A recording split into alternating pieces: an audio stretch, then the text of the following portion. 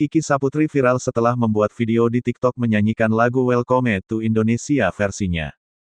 Adapun dalam video lagunya, ia membuat lirik untuk menyindir pemerintah.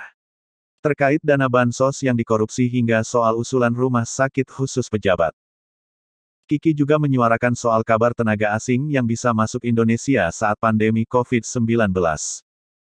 Video Kiki Saputri diunggah di akun TikTok pribadinya, @kikisaputri.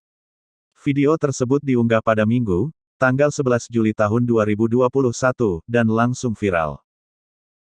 Hingga Senin, tanggal 12 Juli tahun 2021, video TikTok Kiki telah ditonton lebih dari 6,6 juta kali dan disukai lebih dari 832.000 oleh warganet. Tidak hanya di TikTok, Kiki turut mengunggah videonya di akun Instagram pribadinya, @kikisaputri. Kiki Saputri merupakan seorang komika yang lahir di Garut pada tanggal 22 Oktober tahun 1993. Karir Kiki meroket setelah masuk di ajang pencarian bakat Stand Up Comedy Academy pada musim keempat. Acara Stand Up Comedy Academy itu digelar pada tahun 2018 lalu.